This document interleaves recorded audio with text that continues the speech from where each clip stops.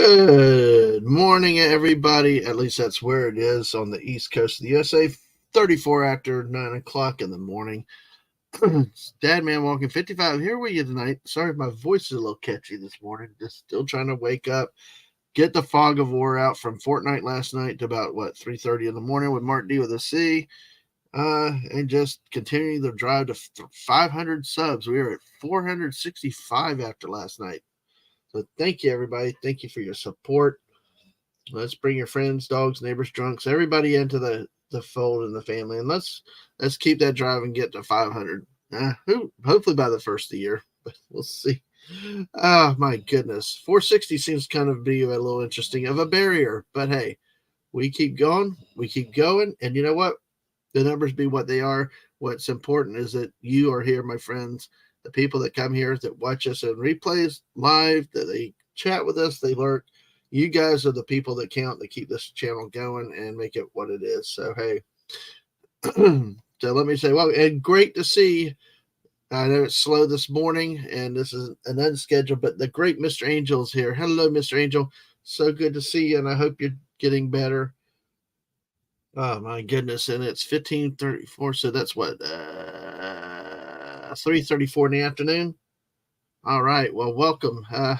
Hey, it's daytime for you. Yeah. Well, I guess it's daytime here, but I don't know. When you stayed up to about 4 o'clock in the morning, it's getting a little slow. But at least I'm moving a little bit. But hey, good to see you, Mr. Angel. Hope you're doing well today. Yep. Hey, it's always good when I get something right. I'm used to get the times and the other things right. So, oh my goodness, waking up, getting the cobwebs out a little bit, but hey, why not wake up, get going? You know, the day starts early here in the U.S. when it comes to college football, Saturday mornings in the fall. Interesting day today. It's the first time that when I woke up, you know, we have central air in so many houses in America that I woke up and the air temperature in the house was actually lower than what the AC was set on, which means it's getting cool even here. We may have a warm day, but it does cool off in the evening. So, oh wow, it's rare for you to have a daytime shift. Well, welcome. Well, good. I'm glad. Maybe you need the rest, and glad you're here with me. Talk all about American football. Hey, you know what? Who knows? I'm going to focus today on college football for what I want to. But hey, if anybody wants to talk NFL, hey, if you want to talk rugby, soccer, or world football, whatever, I'll look it up and try to talk it. You know, I do what we got to do. The point is, we're together, having a good conversation, talking about things we love. And I will, like I said, I've actually always considered trying to talk soccer or, you know, things like that, or something beyond just football.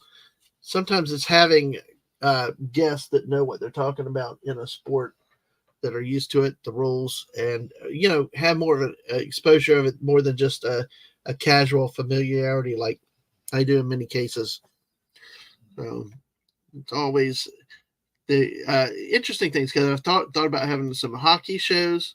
You know, but of course, you know, I would need guests for that, and also one of the other things that we've thought about doing before is golf or rugby. You know, other type of sports that are not usually on your American sports radar, kind of to broaden the horizon. So that's kind of what we're trying to do. So, all right. Let's see. Oh, just looking through a few things for headlines too. All right. So, Mr. Angel, it's good to see you today here. I got everything out in different places, so we shall get started with some of the rundown, and let's see where this goes. And let's start first by looking at Thursday night's action. I'll take a rewind to last week. Actually, let's go back. Let me start with last week. Let me get a running start with last week's games a little bit. And we'll go from there. Highlight some of the games that we may have talked about the other day, but use it as kind of a soundboard going into this week. games of note last week. Not a top 25 rank, but Memphis beats Navy 28-24. Anytime your service academies are involved, it's really a thing of interest, whether you're Army, Air Force, Navy. There's even a Coast Guard Academy that actually has a football team, but plays at such a small divisional level that you don't hear about it, but they do have a football team. One of the big games of the week last week was, there you are, sir, Masters Maniac Mexico. How are you, sir? Good to see you. Good to see you. Been missing you, but good to see you today, my friend. We had something happen that night, and I'm like, where's Mexico? Hey, great to have you with us today. 7:35 there. Oh, you're too. Oh, yeah, because you're over on the. I gotcha. Yeah, we're 9:30 here, and I thought about just jumping back into bed and going back to bed, but day gets started. College football kicks off in just over 2 hours. So the 12 o'clock kickoffs, which is funny because some of these games will actually start before noon local time to accommodate 12 noon kickoffs. So Mr. Angel said, at last, I have zero knowledge about American football or soccer. I fence and used to do it martial arts. Could not kick a ball decently if my life depended on it. I understand, sir. There's a lot of people that have that too. That fencing, though, I remember now, that would be something interesting. That is a very interesting topic, one that people do not see very often. But don't worry about not being able to kick a ball. I had a friend once that was it's like he was 6'6", but he had zero athletic ability. So it's like baseball, basketball, all that just gone. Once we took him out to the park and threw a baseball at him, and it hit him in the throat. And you could just, all you heard was like a glug. It was like okay. He at least went out with us, and tried, but it was like not good. When you're catching it with your body, not with your glove, especially in the throat. So hey. All right. Like I said, we look at our scroll down here. Make sure you follow us. We got rated the other night. Make sure you follow us on the Twitch side. Hit the like and subscribe here on the YouTube side.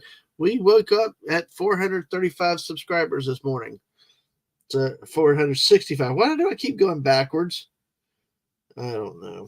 I don't get it. But hey, just doing one last thing. Yep, and we're at 465 right now. So hit that like button and share it out with other people.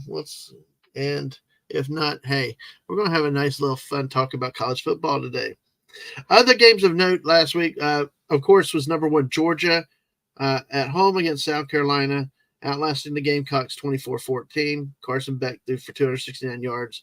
Dejon Edwards ran the ball for 118 yards for Georgia, but it was a game of two halves. Georgia sleepwalking through another game, ended in a kind of overcast, drizzly type of ugly day in Georgia, in Athens. We, South Carolina pulls out the 14-3 lead at half, concerning a lot of fans, but then Georgia outscores Carolina 21-0 in the second half to win at home, a home game. Now, a lot of times you may think, well, that's Georgia's in trouble, but still, it's a conference game. Even though it's at home, things happen. And Georgia's still getting its feet under it after breaking a new quarterback, Carson Beck, to replace Stetson Bennett, who had been a starter for 3 years. So it's another double-digit deficit the Dogs have been in, but they come back and win. So, Mr. Angel, well, hitting something that's thrown to me, I'm really good at. If you don't mind, your baseball's cut in 4 pieces. Okay, that's cool. That's funny. I like it. Well, hey, it will only happen once then, I think. So it will only happen once. You get better bring. So you're saying better bring a good supply of baseballs then. I got you. Oh, all right. So that was one of the big game of the week in that Southeastern Conference in terms of Georgia at home moving into conference action, but of course another struggle against this time against a good opponent. So you never know. With 24-14 win is always solid. Win in advance is the basic philosophy. Michigan blows out Bowling Green at home 31-3, 31-6. Another game without Jim Harbaugh at coach. FSU went on the road and struggled at Boston College. They had a 31-10 lead late in the game until Boston College rallied and pulled within two. Boston College, with about a minute and a half, had a chance, had stopped FSU, but a penalty, a record 18th penalty by Boston College in the game, extended FSU's drive, who then ran out the clock to get FSU that win on the road. Hey, those Texas Longhorns, how about Austin, folks? The Longhorns struggled with a Wyoming team that came in, put up a spirited competition, but Texas does pull away in the end. Fourth-ranked Texas 31-10 over Wyoming. Oklahoma State, Penn State, Washington all had major wins. What was interesting about Washington is that they went on the road and beat Sparty, Michigan State 41-7. Michael Penix Jr. threw for almost 500 yards. Just an amazing performance by a team that is about to join the Big 12. Big 10. God, Big 10 and Big 12 always have me thrown because of the number of teams. But, hey, Washington will be moving in to that conference next year. Notre Dame wins easily. So Alabama in a slugfest with South Florida. A very unexpected game, held up by an hour plus rain delay or lightning delay. USF held a 3-0 lead up to that point. This is how bad the game was. The leading passer threw for 87 yards. So, and that's for either team. So it was just a very ugly, messy game. Alabama played two quarterbacks last week, not the starter, Jalen Milroe. Not good results from that, but they do win and they do advance. Let's see. Yeah, Mr. Angel said, yeah, baseball I could play. Hitting a ball is easy, easier than deflecting arrows for sure. Yeah, no pressure either, you know. Baseball hits you, just stings and bounce it off. You can shake it off. Arrow hits you, well, you might be having other issues. So, the game of the week for me last week was number 11, Tennessee at the Florida Gators. Woohoo! Go Gators! The Gators at home pull out the surprising 29-16 win. I don't know whether what's so surprising was that they won at all or the fairly easy win that they had by 13 points. So hello. And hello to Small Time Republic. Good to see you today, sir. My guest, Small Time Republic, will be on the show Thursday night coming up. Resident Auburn fan. Yeah, and you're right. Milroe gives Alabama the best chance to win. That was obvious after last week. The two backups were just beyond, and they're playing South Florida. It's a team that they should have been able to go in, and one of the two should have had some success throwing the ball, but neither did. But, but the question is, what kind of offense will Alabama run? Will they keep the traditional drop back pass, or are they going to try to design some stuff for Milroe to get out of the pocket, use his legs, and be more of an athletic quarterback? We shall see what happens. So it always tells you that you don't know. Just going to the backups is not necessarily an answer. Which we talked about Tennessee, Florida here. There's been a lot of hype and talk out of Knoxville about whether their backup Nico should start playing and be the starter over Joe Milton III. After a lackluster win against Austin Peay, and then, another meltdown. Tennessee last week, very disappointed on the offensive production specifically, especially after last year. They're dealing with a lot of internal dialogues as to, is Milton the right quarterback? How should the offense run? Does he need to run more? A whole bunch of stuff. But there's a growing segment of the fans that are calling for the backup. And as you understand, if you hang around football enough, everyone loves the backup quarterback until he gets to the game and can't do anything. So, but Florida pulls out this win with 172 yards rushing by Trevor Etienne. was a really special game to watch. Etienne had a 62-yard touchdown run on the Gators' first scoring drive. He actually accounted for 172 of the Gators' 183 yards. Another running back, Montreal Johnson, ran for a touchdown and caught a touchdown pass, an 18-yard screen pass.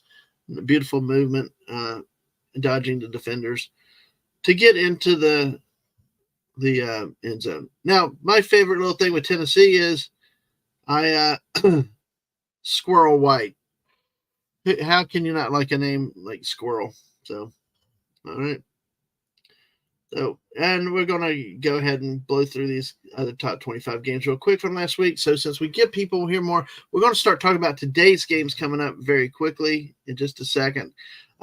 It's kind of using this as a warm-up. Utah wins easily over Weber State. Oregon crushes Hawaii. LSU smashes Mississippi State in Starkville.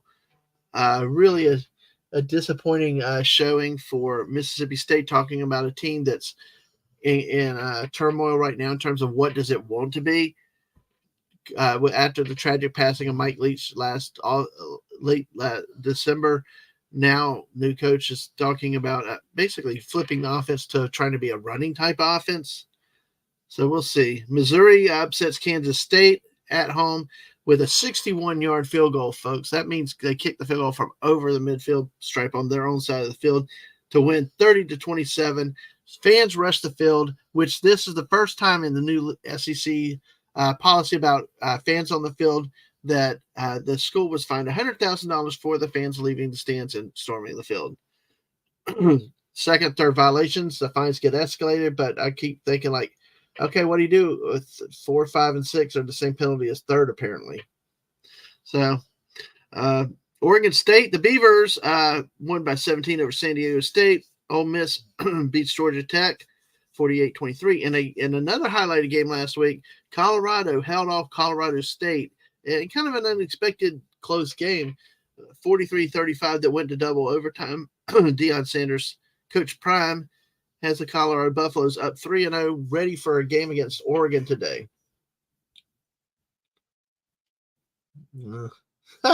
Small town republic.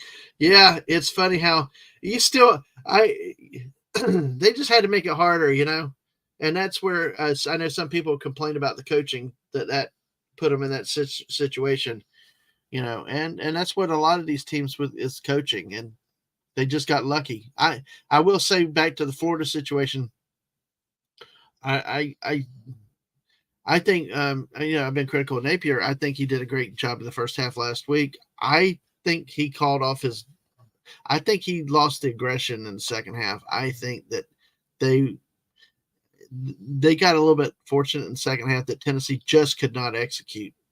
And that worries me when coaches get a little too conservative too early. And I still wonder about clock management issues and things like that. But yeah, it's coaching is very important. I mean, that 5 yards could have been a missed field goal, or maybe the returner does what Auburn did to Alabama, catch the kick, return it, for a score, and they win. So, hey. And good morning, Joseph Dredd. Welcome. Good to see you today. Greetings, college football fans.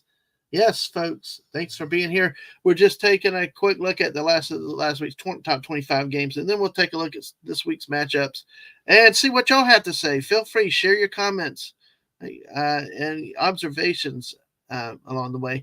Oklahoma crushes Tulsa 6-17. North Carolina wins at home against Minnesota 31-13. Duke is still undefeated, beats Northwestern 38-14. Washington State beats Northern Colorado 64-21. Talk about paycheck games.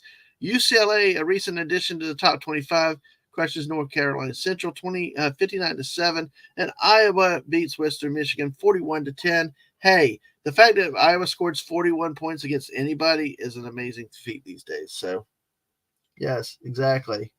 And yeah, it could have been blocked field goal return for TD.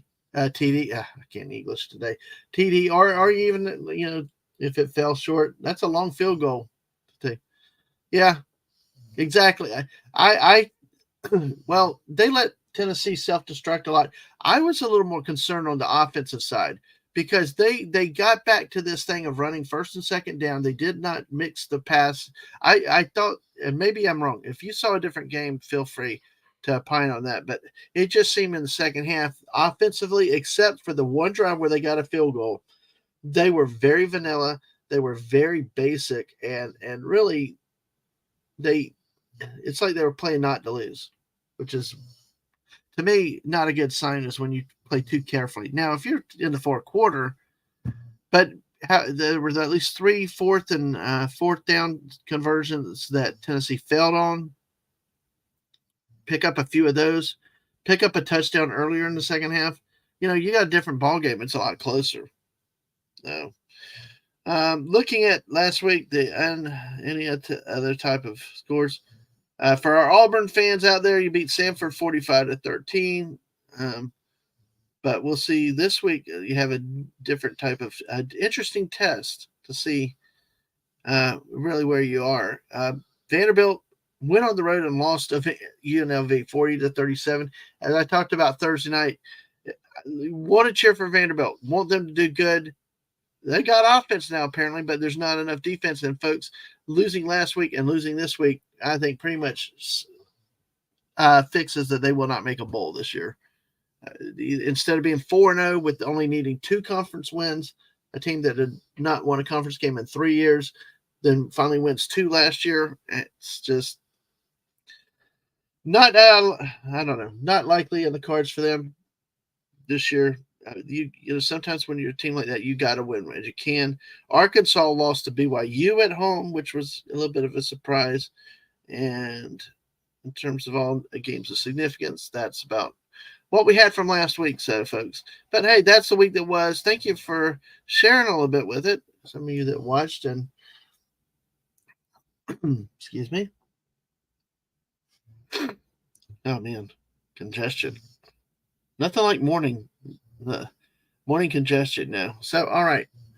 Let me give me 1 second. I will be right back.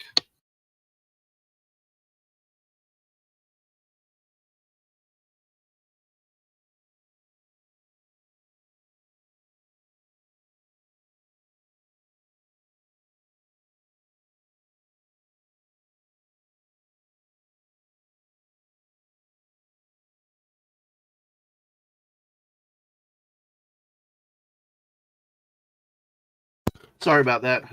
Should have gotten water before it started. But hey, we got 7 of y'all with us this morning. Thanks for being here. We're going to start into looking at today's games. If there's a game that you want me to talk about, let me know and I'll try to see. Let's see what we can do with it. We'll have some fun. But we're just going to go down the list of games and look at it. So we'll start. Well, actually, we're going to look first at last night and Thursday night's action. There's only one game Thursday night, though. Oi, stunning. Hey. You're here even while I'm on vacation. Hey, good to see you. Hope y'all are having fun. Hope you're having a lot of fun out there on the water and stuff. Yeah, time for morning coffee to get that bowl moving. Yeah. I actually had my Cheerios earlier, so. All right, so we got Thursday night one was only one game. Georgia State was on the road at Coastal Carolina. Georgia State wins that game 30-17. Small schools right there. Coastal Carolina is one of those teams that, with 2020, had shut, with everything else kind of rose to some prominence because there were so many shutdowns and early in the season, fairly few teams playing, but they got a lot of national exposure. They've had a history of knocking off a few teams. So, small mid-major program, probably is one to keep an eye on for over the years coming up because of conference expansion realignments and everything. Yeah. Wow. And Colorado State was the highest rated late night ESPN game ever. 5th highest ever on ESPN. Amazing. What's interesting with that, I tell you what, say what you will with Deion Sanders is, there is that attraction, having that personality, which is it good for the sport or not? But I tell you, if you can get that kind of ratings, It's good for the sport. Get the attention. So let's see. All right. As let's we're going to take a little stop right now since Small Town Republic brought this up. This is an article out of the Sporting News. I'll bring the article up. We're going to look at that real quick before we look at games today. Let me go here. All right, so we're going to hide that. Colorado State, this is from the Sporting News, sets late night ratings record. According to release from ESPN, the Colorado State game in Week 3 drew 9.3 million viewers, shattered a record for the most watched late night college football game on the network. So that is just amazing to see those kind of numbers, because a lot of times your late night games kind of dead, but this one was interesting last week. So the prime effect is real. A look inside the numbers shows it. The matchup had a peak of 11.1 million viewers. Is the most watched game of the 2023 season. Most streamed college football game of all time. That's how high the ratings. It also had a 4.9 Nielsen rating. If you understand what Nielsen ratings and all that stuff are, which is the most of any game this season. And it was that late night kickoff. Folks, I tell you what, if you like college football, watch some of those West Coast games. Watch some of those 10 o'clock games. There are some gems of games, not just on ESPN, but some of the minor networks that come out in the late evenings. So now it's got a tweet here that at 2:15 a.m. this game still registered 8.2 million viewers. Wow. So that's a lot of people, especially when we talk East Coast, because I remember I was tired last week from driving and stuff. So Colorado, so far this year, Colorado's had 3 of the 5 most watched games. So so far for 2023 through weeks 1 through 3, here's the top 10 viewed games in terms of ratings. First is Colorado State in week 3 with the 9.3 million viewers. Oh, hey, Kronos, howdy. Good to see you. Whoa, woohoo, das football. Yes. And folks, if you have teams that you follow, put them in the chat, or, if you want to, make sure I cover your team. I'll do what I can for what I know with them. So Stunning says it's supposed to rain today and tomorrow, so it's probably going to be a lazy day today. Maybe go down to a shop downtown. Oh, that sounds cool. That's cool. Yeah. Next year, I guess it'll be the ACC After Dark, the Big Ten After Dark, and Big 12 After Dark. Yeah. Kind of taking off on the Pac-12, which has its Pac-12 After Dark right now, which will the Pac-12 even be a thing next year with only 2 teams remaining? And like I said, my Oregon State Beavers are stuck in a dead conference. What do they do?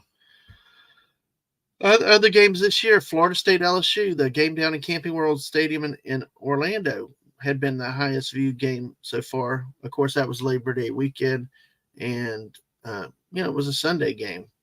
Sunday, I think it was on Sunday, but yeah, Monday night was that Clemson upset to Duke. Well, talk about stunners of the year. Texas, Alabama was followed as a third most viewed game. Then Colorado, Nebraska, kind of a surprising game to me. But then again, Colorado, TCU, which, that made sense. First game out of the box with Coach Primetime. But 3 of the top 5 games watched are with Deion Sanders teams. So, and they're playing well, folks.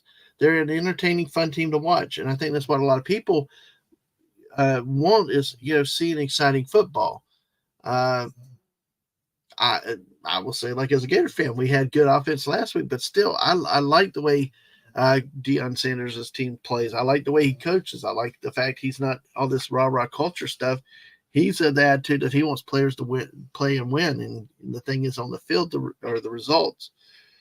One of the articles he talked about the culture, they quoted him as, and it's true. If you look back, some of the greatest teams in football history, players didn't like each other. They were nasty. It was not a good, quote, good locker room, but hey, when it came to playing on the field, they meshed, they dominated. Last week, Georgia, South Carolina. Hey, Tennessee, look at Tennessee, Florida, 5.31 million viewers. Wow, that's interesting. Feel sorry for the 4.84 million. Uh-oh. Hello? I'm here. I saw a buffer and it's like, oh dear God, not again. If you were with us uh, on Wednesday night with the show with Aang, we had a massive, massive internet glitch that took the stream down. And I don't get what's going on with it right now, but hey. But thanks for bearing with me. Thanks for being here. Tennessee, Florida was 7th. Alabama, USF. Poor people that had to watch that. I tried to watch that, but that was just painful. Ohio State, Indiana was a game in the first week. 4.65 million viewers, 2.3 rating. And Texas A&M, Miami. I'm not surprised with that one. So that rounds out the top 10 games of the week. So, yeah, like it mentioned, how at Florida FSU, LSU, Florida LSU, FSU LSU, I can't say Florida State, but FSU LSU had its own dedicated window where it was the only game in that part of Sunday on Labor Day weekend. And of course, Texas Alabama, by all rights, was what a matchup for college football fans right there. So Buffalo's faced top 10 opponent Oregon at Allison Stadium in Eugene, Oregon this week. So the Ducks are 20.5 point favorite. So who knows what will happen with this? We got some good matchups this week, and we'll get into those soon. But thank you for that, Small Town Republic, for mentioning that, bringing that up, because that that's the stuff with sports that really you can get into, looking at the numbers behind the numbers, and just there's so much information in these things and these stories that you can sink your teeth into. So, all right. With that said, let's see. Last night there was a bunch of games. Well, bunch being 4. So basically, what we had some Big Ten action. Wisconsin was on the road at Purdue. Wisconsin wins fairly easy, 38-17. NC State. There's a game here. NC State beats Virginia 24-21. Virginia has a late penalty in the game, extending a drive, but NC State, Braden Narveson kicks a 33-yard field goal with no time remaining to give the Wolfpack the 24-21 win in Charlottesville, Virginia. Virginia is struggling massively at 0-4 this year.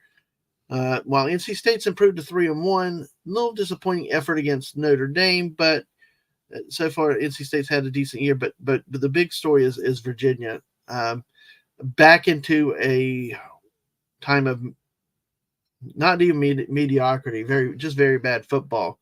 Start the season off with not even showing up much against Tennessee, then losing at home to James Madison. It's not even an FBS team. Just really hard times in Virginia. And Virginia comes in off of the end of last season that was cut short tragically by an on-campus event that resulted in loss of life, and including some players on the team. And hard times up there in Virginia continue around the football program. So, but yeah, they Virginia actually tied the game into the late in the fourth quarter on a 2-point conversion, but then commits a penalty that extends the NC State drive. And they and the Wolfpack pull out the win on the road. Anytime you can win on the road, it's really a good thing in any of these conferences. Yeah, Mr. Angel said last week the whole plant had an internet glitch due to massive snowstorm hitting Earth with a spike in the online war between Russia. Wow. I all I know is when it doesn't work, I panic. I look at the missus and say, "Missus," and it's like, she can help me or not. But two other games of note last night. Boise State wins on the road at San Diego State 34-20, 34-31. And the Air Force Academy beats San Jose State 45-20. So with that, folks, we have completed the pre-Saturday games. We looked back at last week. Folks, I don't know if you remember or not.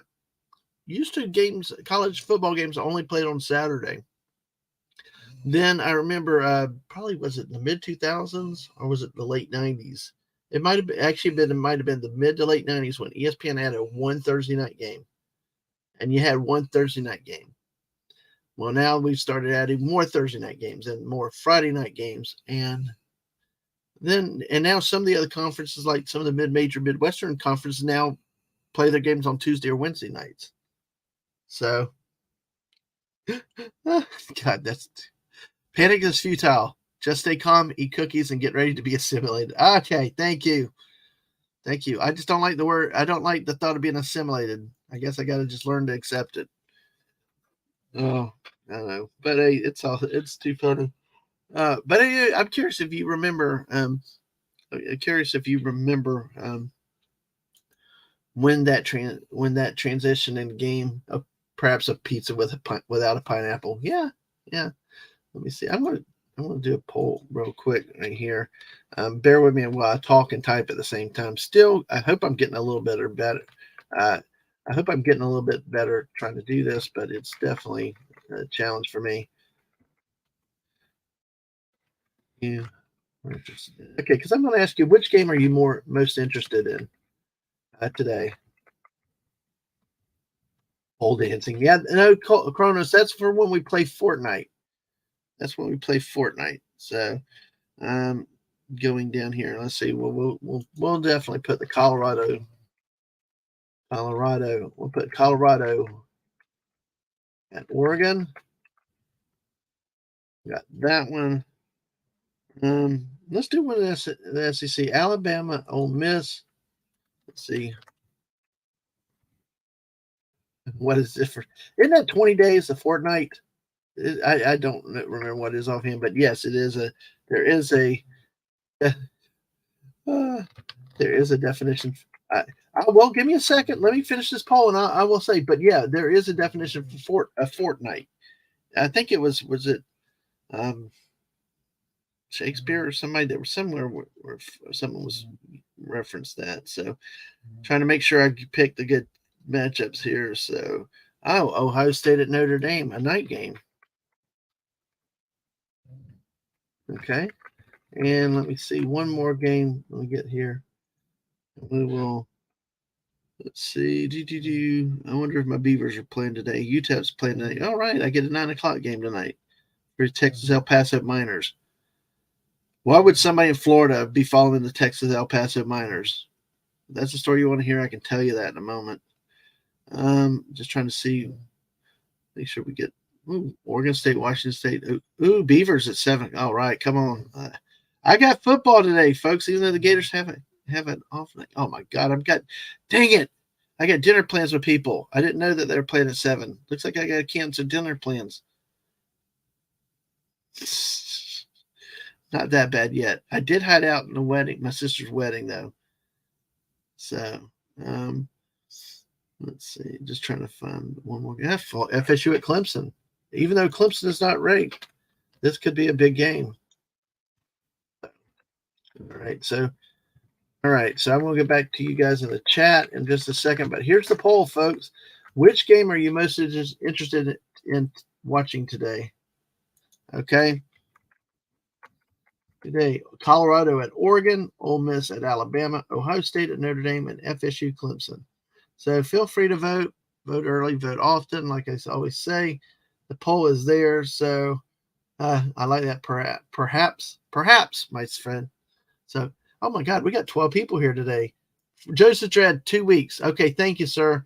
I appreciate that. Thank you for helping us out with that real quick while I was getting that poll up there. Oh, God.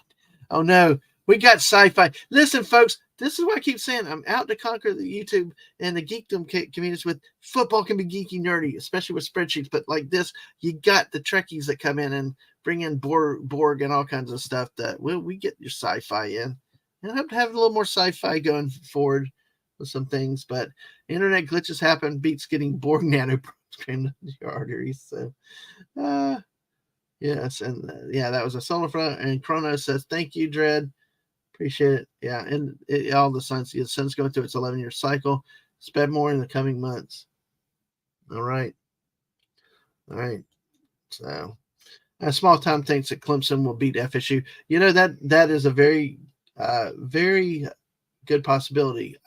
FSU had a great start, better than they have had for a long time. But you see what they did last week on the road at Boston College. Clemson is down, but they're still Clemson, and they're playing in Death Valley. It is a 12 o'clock kickoff on ABC, so that could be to FSU's advantage, having the earlier one. Well, the sun is actually 4 cycles: 1-5, 1-7, 1-11, 10 point. Hey, I don't. Hey, I don't like. I mean, I love geeky nerdy. I think there's nothing wrong with it. That's why I love it with Revenge of the Nerds. Yeah, liquid heat. Exactly. Yeah, that's what you do to the jocks. That's the way to get back at them. Where they get so much pain they can't even practice. Cronus, I love that reference. Thank you. So, okay. All right. Mr. Angel, but the 11-year cycle is the most important one for us. At the end of the magnetic field of the sun resets. Oh, really? Wow. I did not know that. That'd be interesting topic to explore sometime. I don't have that much science knowledge, but yeah, the importance of the magnetic fields, why it resets. There's got to be a lot of reasons for has that theme song in your brain. Oh, as long as hey, theme songs in your brain are not bad unless it's a song you absolutely hate, which I do a lot. I get stuck, like god awful Rocky Top, folks. I like to hate it. I play Rocky Top the Florida Tennessee week just to make myself mad, and then they get stuck in my head. And but hey, I digress with that. Looking at the early games, Michigan in the top 25. Michigan plays host to Rutgers in Big Ten action. FSU, like we said, is on the road at Clemson. Oklahoma is 16 ranked. Oklahoma is on the road at Cincinnati. Those are the early games involving top 25 teams. Also in the early games of interest, Auburn goes on the road to play Texas A&M. This could be an interesting game to see how if Auburn under Hugh Freeze is legitimately getting better, or if they're still a ways away, or actually to see is Texas A&M, truly rebounded from the disastrous season that was last year, because last year they lost some games at home that they shouldn't have. They even had Florida come in, run down their throat last year. So can Texas A&M serve at home this year? Can they win a game against Auburn in the West? What kind of Auburn team will you see? Will it be the Peyton Thorne that threw for 200 yards and ran for over 100 yards and was efficient last week in a win over Samford? Or is it going to be back to the Cal performance where there's very, very little scoring offensively? And Bobby Petrino, though the offensive coordinator for Texas A&M, you can pretty much expect that A&M's fixed its offensive issues from last year and will score effectively. The question is, can Auburn keep up with them in this? Yeah. Yeah, that or musicals. Like Les Miserables is one that gets me sometimes. Like, please stop. Get that song out of my head. Y'all make sure you hit the like button. Thank you for being here, everybody. We still got 6 people with us, so hey, feel free to chop in. Small Town Republic, Auburn has a couple of the top defensive players out for several weeks with injuries. They will struggle for a while. Yeah, that's one of that's always hard when your teams have injuries like that, especially the key players. They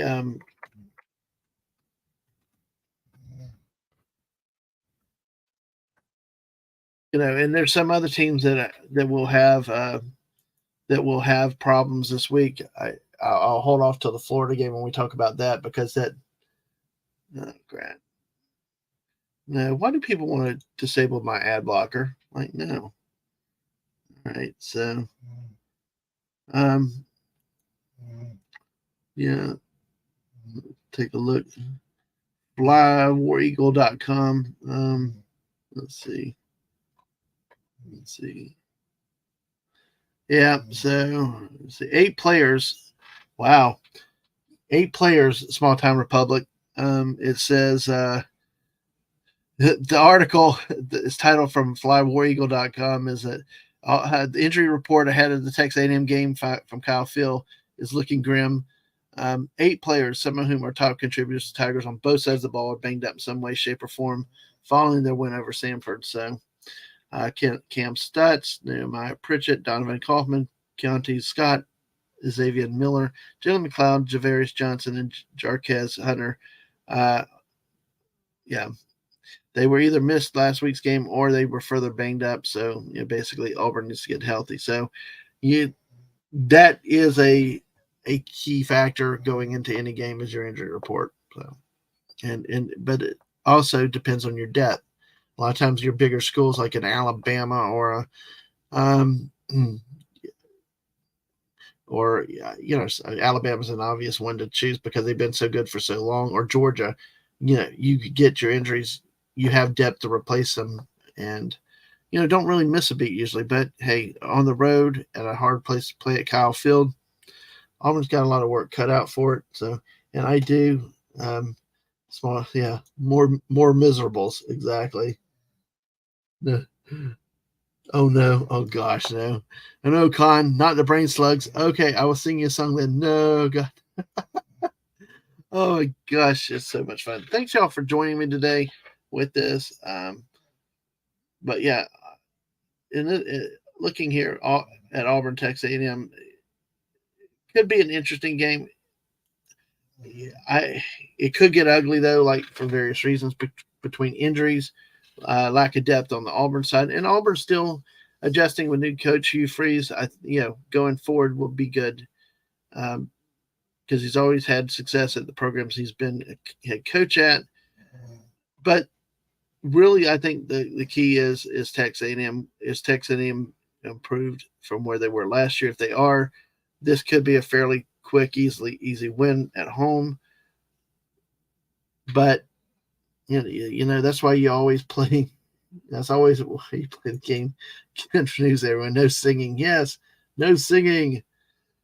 But yeah, Texas A&M will start Connor Wigman again. He's had taken over the reins for the offense last year. Last year was a hard. Really was a hard year for Texas A&M. This game has, to me, more off the field interest. Looking back at the Miami game a few weeks ago, A&M garnered over 400 yards offense, but committed 3 turnovers. But they also gave up over 400 yards to the Miami Hurricanes. So, if it's a track meet, Auburn does not stand much of a chance in this game because, they just don't have the offensive firepower yet. Connor Wigman against Miami was 31 of 53 for 336 yards, but 2 touchdowns. But he also turned the ball over twice through 2 picks. So, folks, that's a key where Auburn, to stay in the game, would be turnovers. Turnovers a lot of times are the greatest equalizer in football because it can keep your opponent in the game, especially a team that's outgunned, out talented. But I'm curious that still, like with Small Town Republic, we had B from O the other day. I am curious to see what Auburn will do under Hugh Freeze. I think this is a good matchup between 2 schools that are in interesting scenarios. And I want to say we got 10 people watching us this morning. Thank you, folks. Smash that like button, sub if you haven't already. But we're talking some college football today, and we could talk some NFL football if you want to at some point. The make sure you vote in the poll of which game you're looking forward to watching today. Off the field with this matchup, this is a fascinating situation of 2 programs. I know I appreciate Small Time Republic out there kind of talking me down off the ladder with the Gators, and I thought of you this week when they beat Tennessee about the future recruiting. But like in this case, though, you got 2 SEC West schools.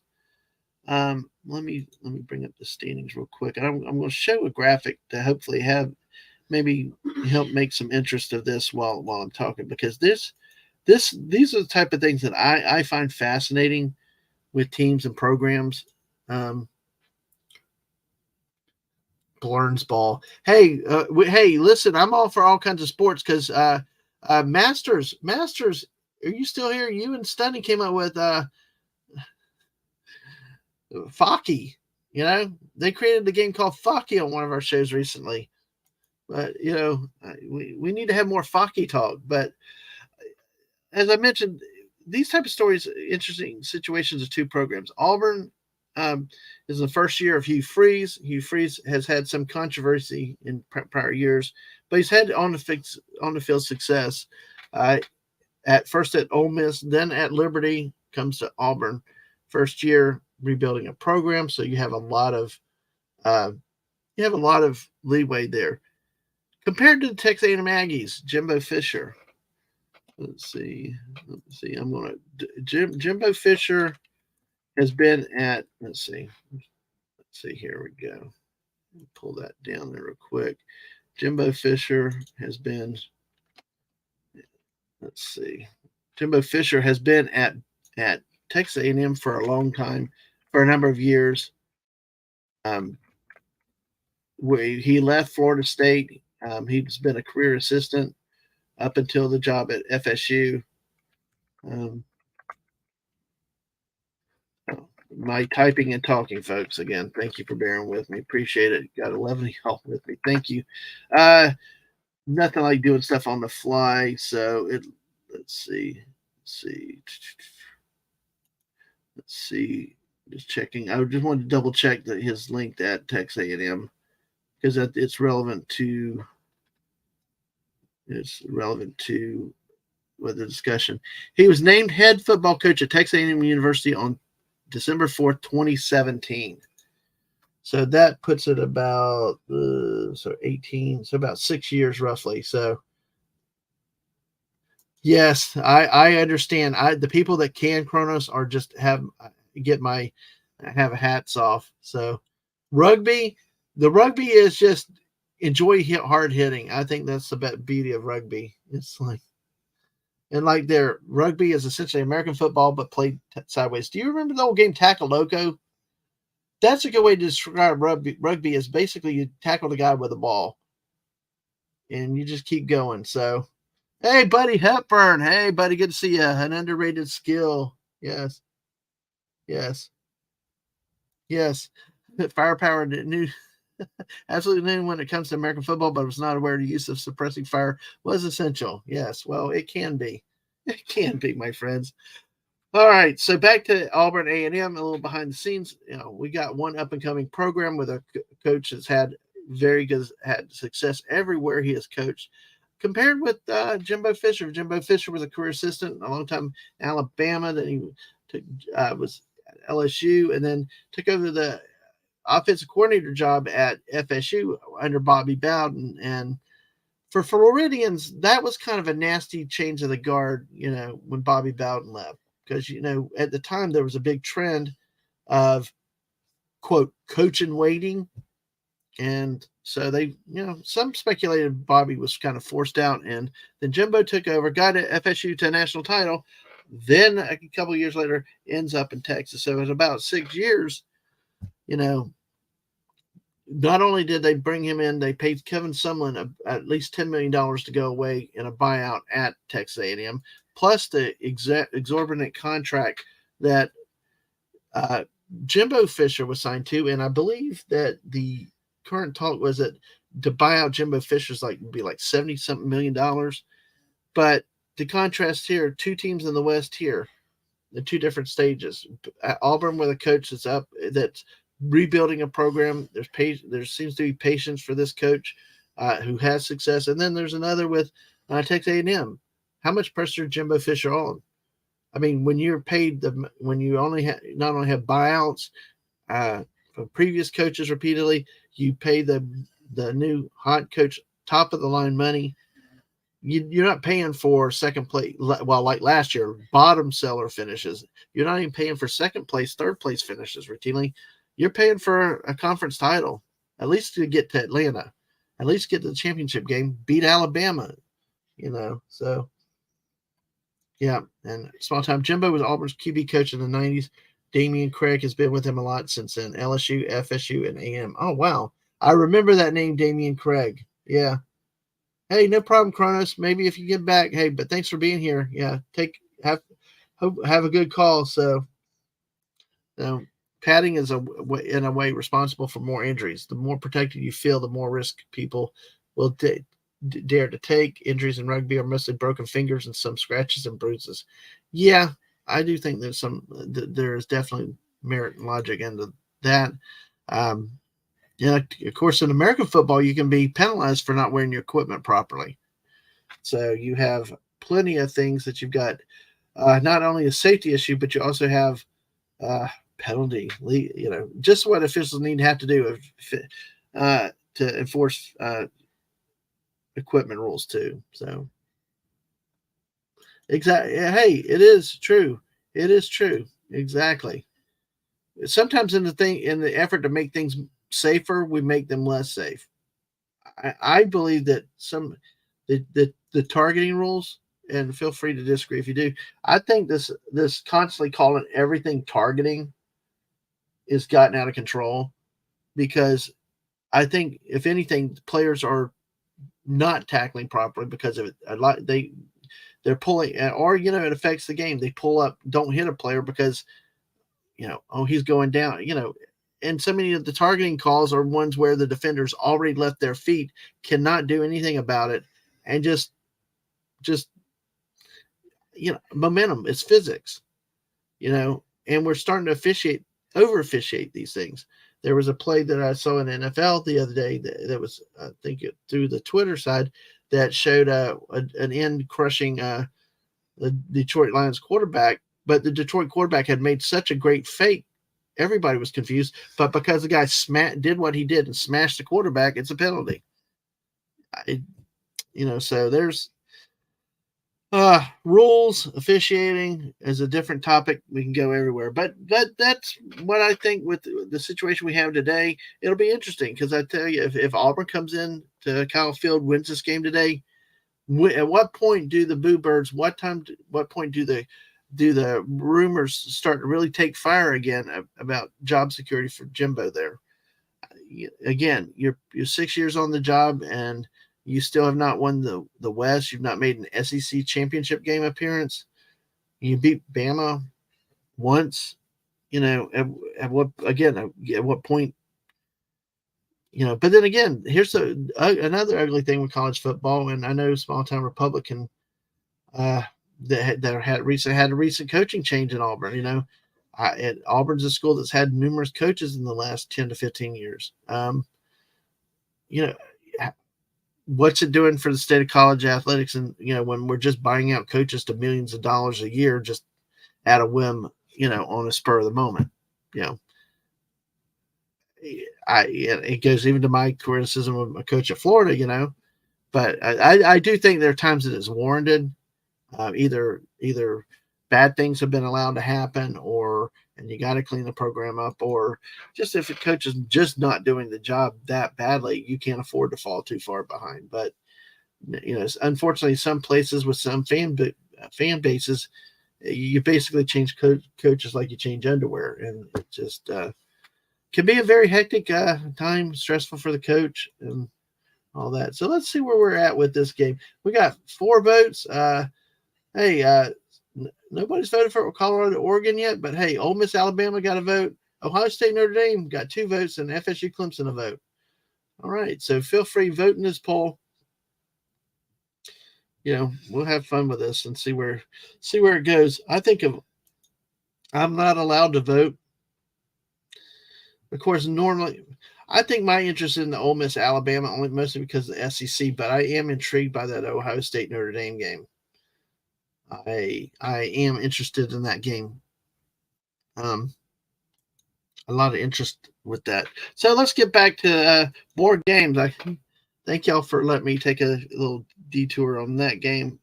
I like, especially if I know that there are people here that have certain teams that they like to talk about. Trying to spend some time on some of those. All right, so then let's see. Florida State, Clemson, like we said, is 12 o'clock kickoff. And I do agree that Clemson, this is not a guaranteed game for Florida State to win this game on the road. especially after their troubles last week in the game at the end of the game.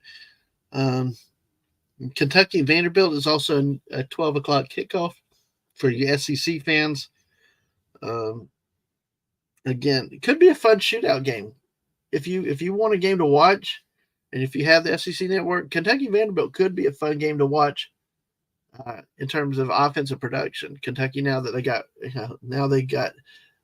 Devin Leary now and Ray Davis, running back from Vanderbilt.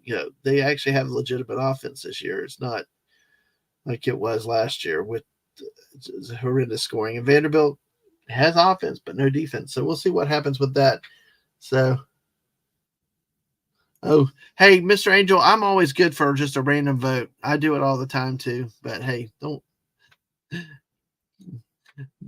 feel bad with that. But hey, we got 70 y'all with us. Thanks for hanging out today, and we're going to look at some more of the games that are coming up. And as I said, if you got games that you want to talk about, feel free to shout it out. Let's talk about it. Really, not much that I can say more with Florida State Clemson. It's kind of other than it's funny how Florida State has made such a quick rise, because in Mike Norvell's first year, there was a lot of turmoil in the locker room, a lot of players, a lot of accusations against the coaching staff. But it's a case, again, sometimes where patience pays off. They're now the fourth-ranked team in the nation. They're also a team, folks, that has used the transfer portal. If you look at the game against LSU, they had significant contributions with players that had transferred in from Michigan State and other big-time schools, big-time players that come in. Whereas a school like Florida has not used much of the transfer portal, at least for significant players. Some schools have this methodology that they don't want to use the transfer players or the NILs, but the scope, again, to the point of the scope of college football is changing drastically. What used to work does not work anymore. And, are you going to adjust and adapt? It's It'll be interesting to see with it. But FSU, Jordan Travis has become a very good quarterback for the Seminoles. Clemson, though, it's easy to consider them down and out, but that's always when a Tiger's dangerous, is when you write them off. Clemson started off the season with the stunning loss to Duke. Not just a loss, but a butt kicking. 28-7, they lost on the road at Duke. And they struggled against Charleston Southern with only a 21-17 half lead in the third quarter, and then pulled away for 66-17 win. And then last week, struggled early with Florida Atlantic, but ended up winning going away. So 10 of y'all with us now. Make sure you hit that like button, sub if you haven't. Thank you for definitely hit that like button, because we always appreciate the support. It helps that algorithm, all the other stuff that we do in our march to get to 500. So, and hey, this is a new program we're doing tomorrow night at 6 p.m. I'm probably going to end up doing another show where we look back at today's games and also wind down the NFL Sunday afternoon results together. So join us for that.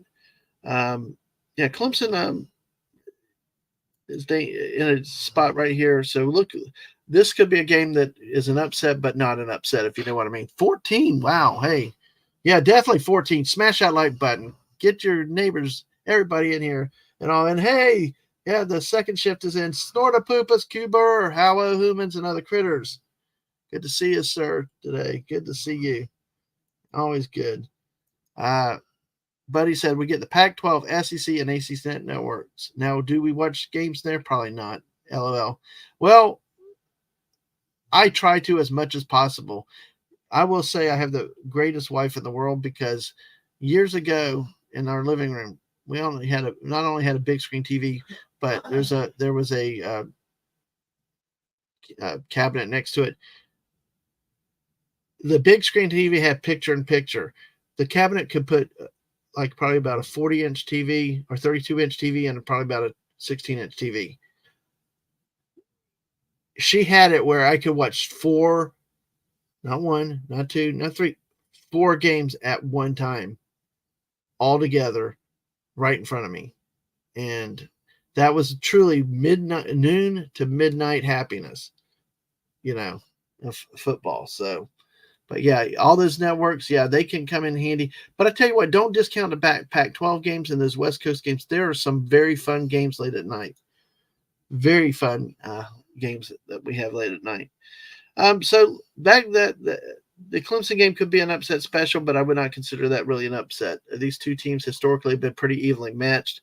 And just because Clemson, was slow out of the gate, it is still Death Valley. So, and that game is famous for the punt Ruski, if you remember many years ago. Oh. Star Poop as I just woke up from nap number 1. Where's the food? Hey, food. I don't. Man, dang it. Okay, I gotta learn. Morning streams bring the bear food. All right, bring the bear food. That's what it is. All right, I'm going to give me a second because I'm trying to multitask here. We're going to have a little fun with something. I try to do this because with Daisy Blossom, I showed the Cal Stanford ending many years ago. I want to show a play that came up. Let's see. Here. Let's see. Give me a second. Okay. All right. Let me try to do this. All right, folks. FSU at Clemson. Oh God, what year was this? Let me see what year it was. I got it on phone. That was 1988, September 17th, 1988. How many of you, other than Snorta Poopus out there with me, were alive in 1988? Buddy, you're not even close. Oh, gosh. September 7th, 1988. This game, FSU played at Clemson. And this is one of the famous things. This is what made Bobby Bowden. If you've heard of Bobby Bowden, the former coach, great coach at Florida State years ago, this was the type of stuff that Bobby Bowden was famous for. Not only was FSU back then an independent, they were not in a conference. So, folks, they were in an independent for many, many years, and they had the motto of go anywhere, play anybody. They play at Miami, at Notre Dame. They play at Nebraska. I mean, they really were the epitome of a team that went and yeah, exactly. But yeah, now that's a poll I should have asked. Who was alive at September 17, 1988? And I know sort of we'd have two of us here, but but this is the type of things that Bobby Bowden was known for: innovation on offense, gambling, doing stuff that was just unpredicted and predictable. So what we'll do here is we got this now. 4th down, I can't remember if it's 4th and 10, 4th and 12, but you see, sorry for the grainy video, it's ugly, but they're in the 1988 BC or AD. AD, sir. AD. Okay, so punt formation. Now watch your up men right here up in the front, and I'm going to try to see. So there's the snap. All right, we got the snap. Now okay. I'm going to go back again. We'll get on that. Let's see. Okay, so watch the punter. Watch how the play develops.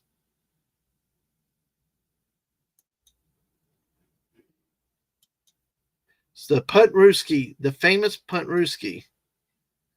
So I'm pausing it because and talking over it because of all the YouTube rules and all that crap and stuff like that. But folks, this is one of the greatest plays in college football history, and didn't get the touchdown on the play, but it changed the game. It changed what happened in this game.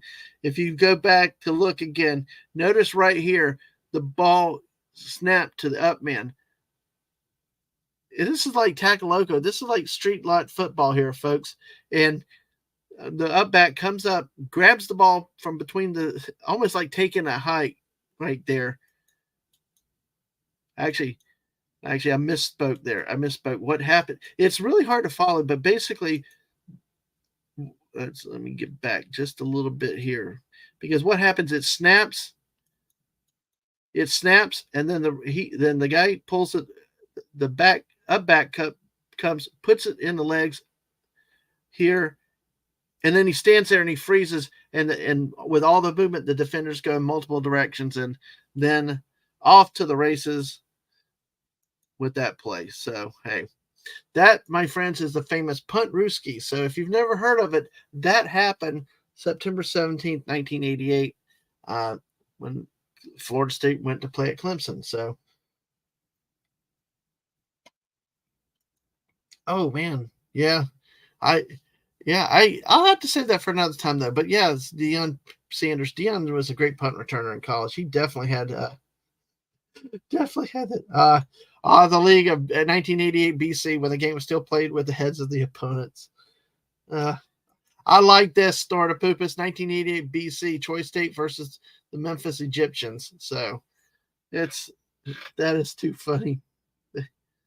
Oh my goodness, guys, y'all are a riot out there. But hey, uh, so this game also has some history in it between these two schools. Now that they're conference members, there are also two schools that have been viewed as objecting to the recent expansion of adding on additional teams to the Atlantic Coast Conference. And if you read further in a lot of news articles, even FSU appears to be looking for active ways to get out of the ACC these days, with involving consultants and lawyers and things like that. Um, so that's the 12 o'clock game. We look through what's rest here. Colorado at Oregon at 3:30. Deion Sanders again on TV. Yes, Troy State had an intense rivalry with the Greeks. Yes, exactly. Oh, so hey, Mr. Angel would watch that game between Troy State and the Memphis Egyptians. Gotcha. That I think we all would like to watch that. Also at 3:30, 3:30 tends to be time when you get a lot of good games, like kind of like a glut of games. Not only the Colorado and Oregon, you also have another game in the Pac-12 on the Fox network. UCLA goes to play at the Utah Utes. Utah will still be without Cam Rising, the starting quarterback. 4 games into the season, now we get a test of UCLA. Are they really legitimate playing at Utah, or is it not? So UCLA has wins over Coastal Carolina, San Diego State, and North Carolina Central. Yet they're ranked 22 based on that versus Utah, which started out the season with the win at home over the Gators. Even without the starting quarterback Cam Rising, they also went on the road, beat Baylor, and they won at home against Weber State. So of the two that really had more of a challenge and more toughness, it's definitely Utah this season so far. So that could be an interesting game at 3:30. As we mentioned, Colorado, Oregon. This is an interesting matchup because of the roster. See, you've got Deion Sanders and his son on for Colorado. With the statistical performances that they put up that are really, really impressive. So, in 3 games, the fewest points offensively, Colorado scored 36, twice in the 40s. Let's see. Last week against Colorado State, Shadur Sanders was, 38 of 47 for 348 yards. And 4 touchdown passes, only one pick. So it's interesting to see what this game, high profile passing attacks, and Colorado and Oregon's not bad itself. Oregon is led by a former Auburn quarterback. You'll remember, small town Republic, Bo Nix. He is still he's still around. Bo Nix is still around. He's actually doing pretty good up there, but it'd have been interesting to see if he'd have stayed in an SEC program. I don't think he would have, because he's thrown the ball 40 fewer times than Sanders. Kind of a comparison, right? We've got right here. Overall for the season, Sanders is 107, 136, 10 touchdowns, only 1 interception. So he's thrown for over 1,200 yards already. Bo Nix, meanwhile, is only attempted 98 pass attempts, completing 76 for 893 yards, but 8 touchdowns. You can see neither team really have a lot of a running back that really dominate. 216 yards and 136 yards for D. Edwards for Colorado. So you've got two pass happy teams. So this could be a very fun game to watch. Looking at them statistically, uh, if you want a fun shootout game, this is probably going to be one of your games that you're definitely going to watch. Kind of like the Colorado TCU game. Um, this will be the last time that they play as members of the Pac-12. Colorado goes to the Big 12. Oregon goes to the Pac-10. Big 10. God. Yeah. So average offensively, Colorado's averaging 479 yards, 418 in the air. Oregon's a little more balanced, still 360 yards passing, but they do run for about 230 yards, but no one real leading running back, as we saw earlier. It's just more of a running back committee. And Bo Nix, with their offensive structure, does a lot with the quarterback RPOs, reads, and runs. Defensively, though, is where this game could come down to. The Colorado is giving up 460 yards of offense per game, and obviously you see the points. 35 to Colorado State, 42 to TCU.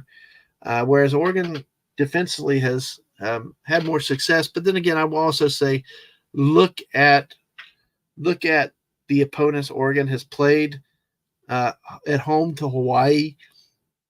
Very anemic program. At Texas Tech, and then Portland State, where they beat them 81-7. So it's a little hard to get a gauge on the validity of the defensive numbers for Oregon, considering the teams that they played. So,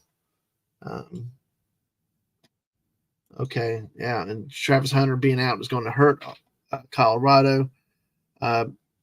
Anytime that you have your best players out, your starters, it really affects your play, especially when you go on the road to Eugene. It's a loud place to play. Being an Oregon State fan, we've seen a couple of the games that when Oregon State's gone there, it is definitely a hard place to play. With that, and wait, did I say Joseph Dredd? Hell to you, Admiral Teague. How are you, sir? Good to see you today. Good to see you, my friend. Yeah. I'll be talking probably some NFL again tomorrow, man. But hey, sorry, you still have my yeah. Admiral Teague, big hugs to you, man. Hello, my name is Teague, and I'm a Jets fan. It started when I was young. They lost. Hey, then the 21st century has just been a nightmare. It's been 6 days since I watched last. Friend, if I'm here for you, we will be your intervention. We will be your program, Teague. Hey, it's got to suck to be having the hopes of what you guys had hopes with the New York Jets. I'm serious. I would have loved to have a Cowboys Jets super, but see, to me, it kind of is, Tig, because it's like, damn, it'd be nice to have a Super Bowl against somebody's team that actually, be fun to go against. But but it's bad though. You get excited, sign Aaron Rodgers, and then 4 plays in, boom. So, and the first half of the Cowboys, I thought Zach Wilson was going to be okay, but we saw the real Zach Wilson by the time it was up. And so Teague says, "Go Notre Dame." All right. So go Dame, no Notre Dame. And we're going to come up to that game in just a second. Looking through the other 3:30 games, UT San Antonio plays at Tennessee. Will the Volunteers get back on the winning way at 4 o'clock on the SEC network? Just trying to take a look. Miami, number 20, is at Temple at 3:30. Duke is at UConn at 3:30. And one of the games that I was wanting to talk about here, Ole Miss at Alabama, folks. We got this game today, Ole Miss, Alabama, coming up. Let's see, trying to find the stats where we were before, comparing the two teams. Let's see how we go with this game. All right, Alabama, Ole Miss. So, okay, let's look at these stats here. With 80 y'all watching, make sure you smash that like button, vote in our poll, sub if you haven't. Mr. Raines says, "See, American Football Fan Anonymous is still bringing hope to the horde." Yes, never go down, never surrender. 4 snaps, yes, 4 snaps, exactly. He only scores when he dances with Mom's friends, the weirdo. That already scores for the other team. How about that? So, oh gosh. Buddy said, well, most Jets fans went on full Cowboys fan mental without playing a game. You didn't win the Super Bowl yet. But you know what, buddy, in all defense of the Jets, when you're a team that has no hope or has had no hope for so long, to get somebody like Aaron Rodgers come in, you would be ecstatic. You finally get a reason to cheer for your team. I know, like in the Jacksonville Jaguars, being down for so long, they were always so starved for excitement, only to be let down all the time, consistently let down and let down hard, you know. And it just you do look for those times, for those moments where you have some hope with things. You truly do. Um, and I can see how Jets fans, got really excited because you really want to have fun. You really want to enjoy football, and you know you struggle to get anything that's happy. Yeah. I've survived stuff like Chad Penney is a quarterback we've been waiting for. His career ended in one game as well. Yeah. Yes, and yes, we'll get to that. Definitely, this is a good game. Joseph Dredd has pointed out. We talked a little bit about this on um, Thursday night. I'm going to get to that in just a second after I talk about this Ole Miss and Alabama game. So, matchup predictors has Alabama more likely to win this game. But when you look at quarterback comparisons, Jalen Milroe is back to the being the starter for Alabama. Last week, he did not even get off the bench play in the game at USF when Alabama really struggled. The quarterback play was worse than even before. Like I said, some of the talk about Milroe's situation is that, um, you know, is he being put in the wrong offense? Is he being asked to do the wrong things? Is there, uh, you know, just, is he being utilized the proper way for his talents? Um, which is valid criticism. Tommy Rees from Notre Dame is a new offensive coordinator at Alabama. You got a new offensive system in. How much do you tailor towards your quarterback for what their strengths and weaknesses are? So, and then Ole Miss, Jackson Dart, who's both a running and a throwing threat. As you can see, 2 touchdowns on the ground, a run for over 200 yards already. I was also passed only 68 pass attempts, but 7 touchdowns, 1 interception. Very efficient. Some big numbers though through the air, big plays. Watkins for Ole Miss, 15 catches, 280 yards, and a touchdown. They've had some big games offensively. Now the opponents, you wonder to what extent the competition. They did beat Tulane.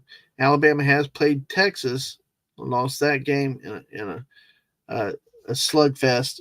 So Alabama overall less on the offensive side of about 370 yards a game, while Ole Miss is up over 500 yards a game, giving up about 350 yards a game on defense, more through the air, and Alabama's giving up a little bit over 300 yards in the game.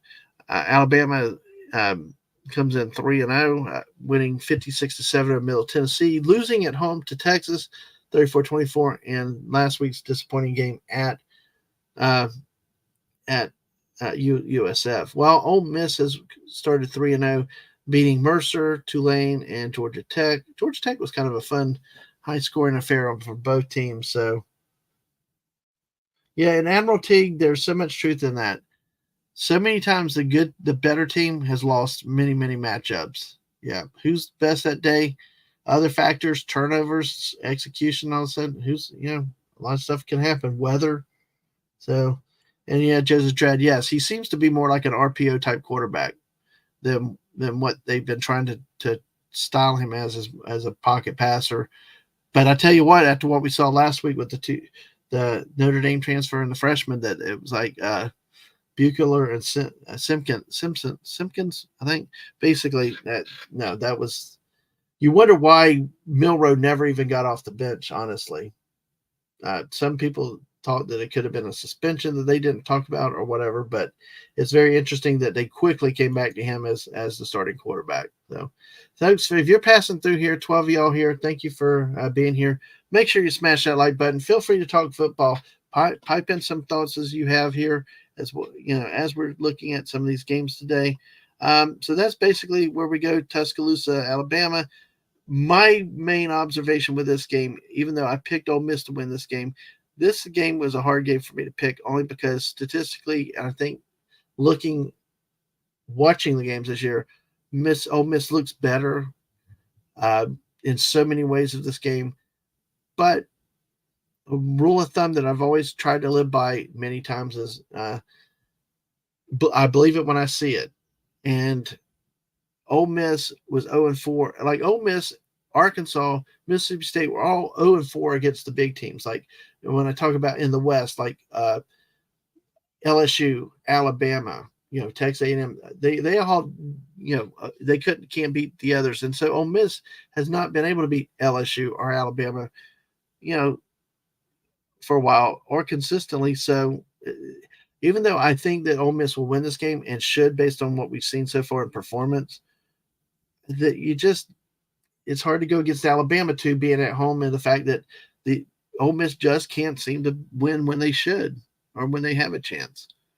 So, all right, Mr. Angel, thank you for being here and for being here so long. It's good to see you again. May you have a pleasant day, and off to your pasta. Enjoy that very much. Thank you for being here. And with 13 of y'all now here, let's see where we're at with the poll. We hit a few more of the games. We got 7 votes. And we got 13. Make sure y'all smash that like button for me. And so far right now with 7 votes, which game are you most interested in watching today? Still nobody voted for Colorado, Oregon. But Ohio State, Notre Dame, not surprising, is leading. FSU, Clemson is second. Wow, that's interesting. And Ole Miss, Alabama behind that. That's very intriguing to see that. So, all right. So in terms of the 3:30 games, let's see. Okay, that's a 7 o'clock game. Okay, so that takes us through the 3 o'clock games, 4 o'clock game. Georgia Tech, Wake Forest. If you like the ACC, could be a game of interest.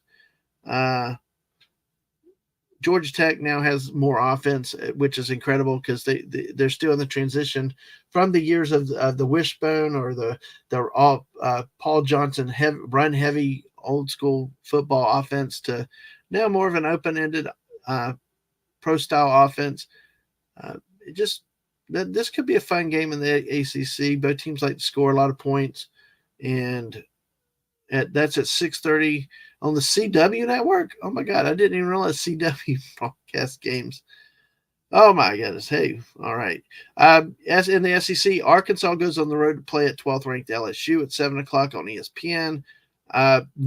Before that would have been a game that I would have liked to talk about. I could have seen, but honestly, Arkansas losing last week to BYU has put them in the toilet bowl because they had a good year 2 years ago, disappointing year last year, and the disappointment starting again this year. Not able to win games that they need to win early on in the season, and just a disappointing team. Can Arkansas go into LSU, give them a fit? Possibly, but after we saw what LSU did to Mississippi State last week, no, I wouldn't hold my breath. So, and Joseph.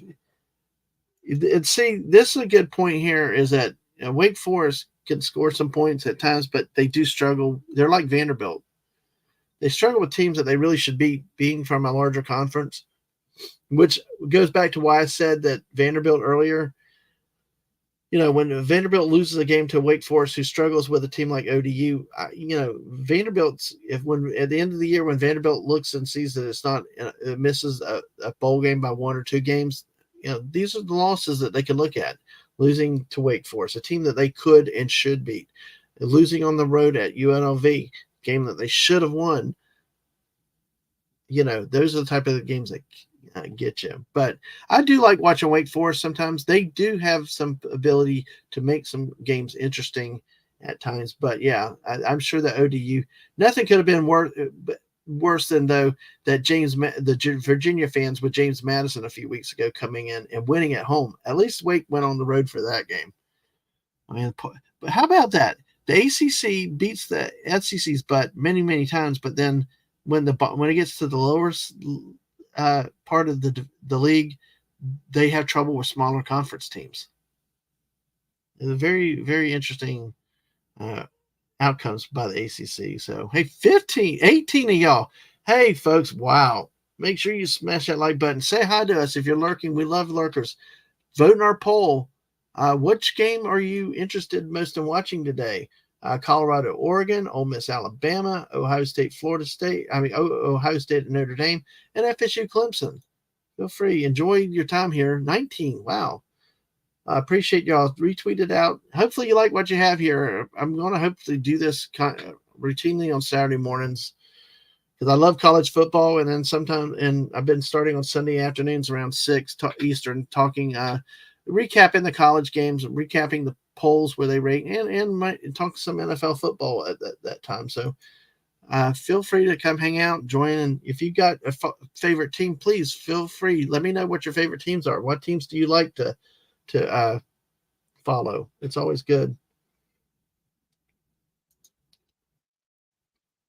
What's your favorite marching band uniform? Mine's Arizona State Sun Devils. All right. Well, let me see. Let me see what that looks like. All right. That is a very interesting question. Very unique, very specific. Those are the type of things I like to do here. Arizona State band uniforms. Let me see what they look like first. All right. I want to show you what I like in a second. All right. So let's go to pictures. I'll do some pictures. Appreciate y'all helping me work on my multitasking skills. I'm getting a little bit better talking and stuff. This is a backside view, but this is kind of cool. Teague, thank you for bringing this up. Let me bring the comment down. Let me see, and I'm going to see if I can get a frontal view here with it. But here, that is an interesting outfit. Nice colors. The Arizona State, I guess, is that maroon and black, with that mustardy yellow. And of course, the maroon yellow letters with the gold trim. It's really cool. That is a nice uniform, Teague. Yeah. So it's let me see real quick. Let me see if I can find another front view of the the. It's fun. It's funny. It's hard finding pictures of the band. Uh, trying to find that right here. And I tell you, I like talking bands. The missus loves talking bands. She actually picked teams one time off of bands. So I can't really, but that backside view of the band's really cool. It's actually, it's more of a wide shot of this team, but here we'll look at it from here. All right. See, oh wow, it looks like it's sun on the front. Oh, those really are, Teague. Those are really are good uniforms there. Those are really good uniforms there. So I agree that's a good taste in band uniforms. Let's see. Yeah. Oh the same satin stuff with a cape. Yeah. Buddy talks about one here, the Stanford band. Yeah, it's casual. Let's see if you have not seen. I showed that a while back. The Stanford Cow play uniforms. Yeah, because they had the red jackets and what the the hats, and really cool. So, um, and I guess this is kind of like what they. I don't know. Well, I think it. Second. Let's see. Let me go back from there. This is what I more know the Stanford band as. This is the one like when they got run over in the end zone. So we will go ahead and bring this up. There we go. Oh. Yep. There you go. Very casual, very floppy hat, course, we have the iconic scene where the band member got crushed at the end of the Stanford Cal game. Oh my goodness! So, but yeah, it's casual, it's laid back, a little, yeah, kind of a cool look. Really, really neat. I'm kind of like Snorter Poopas though. I prefer the back views of the cheerleaders. Uh, oh, you don't like the pom pom hats? Okay, I gotcha. I understand that too. All right, let's see. Well, wait, Cape. Hey, we still got 17 y'all here. Thank you, folks. Just make sure you smash that like button and comment, say hi. Thanks for hanging and just thank you. It's great having y'all hang out. But they have a cape, some on. You can't top that. But what did the movie Incredibles teach us? Superheroes never wear capes. They're bad for you. They're like kryptonite. So yeah, they are kryptonite. So let's see. I'm gonna go with the USC Trojan band. Let's like, yeah, and not those bands. No, not those bands. I mean, talking about the marching band. Now, I will say yes. How do you not like USC? I mean, it's how do you not like this? All right, here we go. Come on. So so it's I always loved USC because they were in even the Naked Gun movie, the original Naked Gun, playing Louie Louie. But hey, it's a nice nice. They got the helmets on. Hey, sort of poop. Is there goes back to your Trojan War uh, matchups. So yeah, we got USC there. USC Songbirds. This nice question, Admiral Teague. Nice question. Nice question there. That is too funny. Our friend JT Kirk's not here, but I'm curious about something. Then I'll show you one of the bands I like the best, which is going to be a little surprising. And then we'll get back to the games. Thank you for this is a cool little detour we're taking here. Um, do some stuff with football. Let's see, and maybe I get the misses. So, all right. See, this is. I think the Big Tens get kind of boring. See, like here's Sparty. The first thing I think of is like Michigan and Ohio State type of things here right now. It just you just it's just very plain, and I'll bring up the picture here. See, it's just like their hats, very stoic, very just very meh, just meh, nothing really really crazy. Let me bring up because I want to compare it to the Ohio State University. Let's see here. We got this here. See again. Um,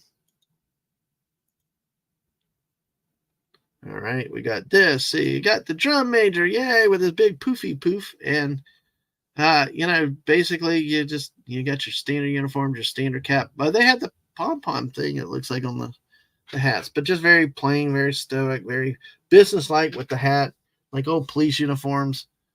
Yeah, looks pretty, but just still, just kind of, there.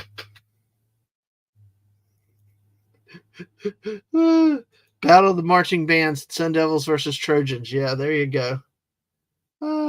Good. Oh, Air Force uniforms. They are actual uniforms. Oh, yes, like the military service academies. Yep, exactly. Yeah. Oh my goodness. So, all right, I'm going to show you one of the bands I like. And it's going to probably by some people. Nope, that's not. When you type marching redcoats,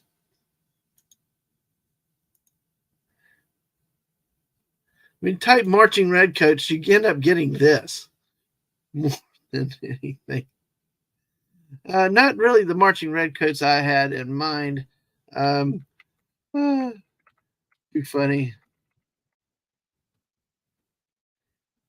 We'll see. And we're going to get back on a few more games in just a moment. Thank y'all for having some fun with these distractions and being here this morning. Quite a few of y'all in here today. Um, let's see here. There we go. There we go. The Georgia marching redcoats. Yep. Now, one thing I never understood.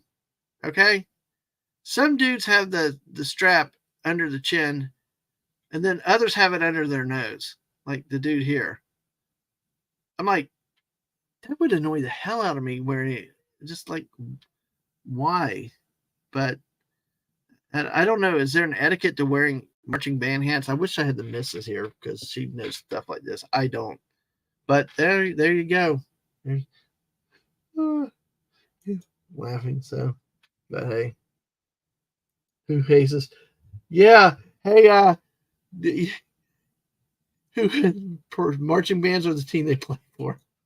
Well, we don't allow hazing, and on a serious matter with the Admiralty, hazing's become a thing of serious importance around the college football world. There's been so many things going on with it. There is, let's see here with that. It just we laugh a little bit about it because of some things, but unfortunately, hazing's become a very bad thing. That where stuff is bad things have happened to people and things like that. Yeah. So, and there's investigations. Sometimes coaches lose jobs. I mean, there's some articles. Um, I'm trying to not talk too much in coding because of keywords, but there is a oh well. Uh, you don't have the strap over your mouth if you're playing a horn. Exactly. Okay. Thank you, buddy. Appreciate it. Yeah. Yeah. There was one incident, Teague, and I won't pull the comment because I'm talking about at Florida A&M many years ago. It was a big thing in the state of Florida after that happened. Very, very tragic situation. Currently there's stuff around the Northwestern football team uh, with hazing incidences and the former coach that was, and this just recently happened over the summer also. So Northwestern's a program that's also down, but also experiencing the effects of a lot of allegations and stuff with that. Also, there's an article in all sports. Boston College 2 days ago report out. Boston College suspends swimming and diving program for hazing incidents. So, there's that's you know um, yeah, um, sorry, multitasking. All right, but basically, folks, it is a serious issue. It's all that schools and businesses are struggling with now, and it's shut programs down before. I know the band FAMU was shut down for a while. You have, like in this case here, a college suspends a swimming and diving program, and unfortunately, just pranks and stuff. What's happened is things go way beyond pranks and stuff, and beyond all that's acceptable. So, but hey, thank you for the yeah. Well, I will tell you what, though. I will tell you what. The one thing with Florida A&M, though, they have a history with that band. That band gets invited places just because of what they do. They do a lot of dancing, a lot of fun, just all kinds of silly stuff and things. And it's just an incredible thing to watch. If you ever get the chance to watch them, they are amazing. They do play the instruments too, and amongst all the other choreography, it's it's a great thing. So hey, where else can you come on a football show and talk about marching bands? but here. So we're at an hour 45 minutes. We need to finish up some of these other games that are coming up. We are at 11, almost 11:20 on the East Coast, which means we are 40 minutes away from kickoff from the start of the early game. So yeah, oh, San Diego. Yep, yep, exactly. All right. So and Joseph Dredd, Oklahoma, Cincy might be another. Yeah, very possible, very possible. So um, let's see what we got left of the game. We were at 7 o'clock, Oregon State and Washington State. This is a game that I want to watch, but I will have dinner plans, and that'll be cool to do to have. Um, let's see, get the right screen on here. There we go, right here. I'm getting used to the screen. Kind of good information here from ESPN. Yeah, yeah, yeah. People don't go for the football team; they go for the band. That is true. That is true. Well, the Beavers are 64% chance to beat Washington State, even though they're on the road. You look here, the Beavers come in under Jonathan Smith, the former quarterback that played for them, that took them to the Fiesta Bowl with Chad Ochocinco, where he's Chad Johnson then, and TJ Hushmanzada. God, those were some damn good teams to watch and fun. Beaver, we're talking about exciting Beavers. There were some exciting Beavers. So but believe it or not, Washington State does outgain Oregon State on the total offense. Oregon State is more geared towards the running attack. Effective now for passing, but really run heavy, which is kind of backward from what I like to watch. But hey, they're playing good. They're scoring. They're being efficient. Washington State is averaging 400 yards of offense passing. 135 on the ground. Both teams, um, so both teams are very efficient offensively, just in different styles. The difference in this game could come down to defense. The Beavers are very stingy Beavers, and only giving up 58 yards on the ground per game, 260 yards overall.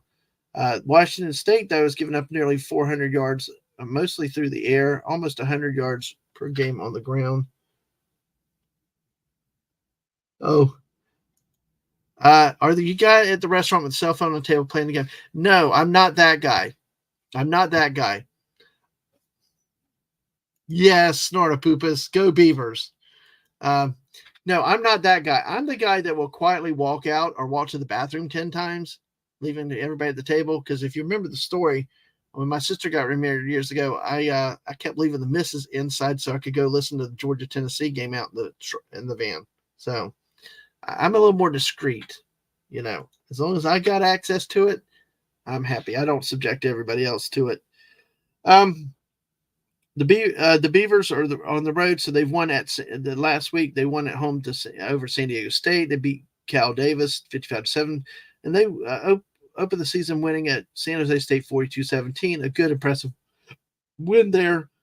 San Jose State and San Diego State are decent teams on a smaller conference, but then again, the Beavers are now about to be a team without a home. This is a matchup of the two teams left of what will be left of the Pac-12 after this season. That could be a future of things to come of the Beavers playing teams like San Diego State and San Jose State going forward. And historically been conference fillers, but now probably going to be their main opponents.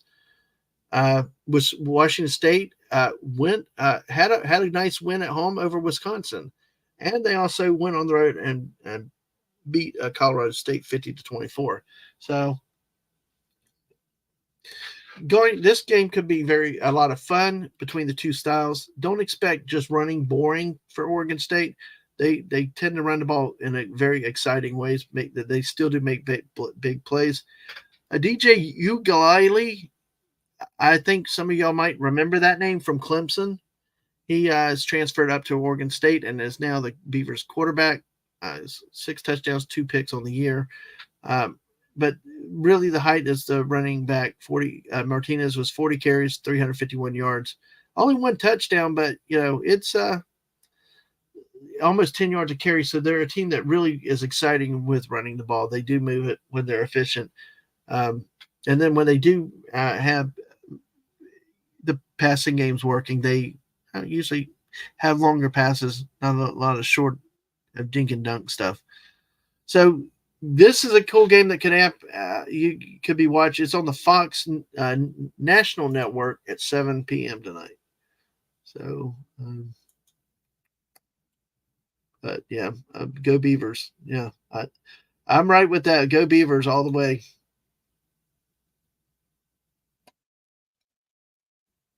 So then we've got, let's see, Beavers. And then, of course, the Gators host Charlotte at 7 o'clock. One item of note in this, because if you saw the game last week with Tennessee, near the end of the game, with 9 seconds left. Oh, man.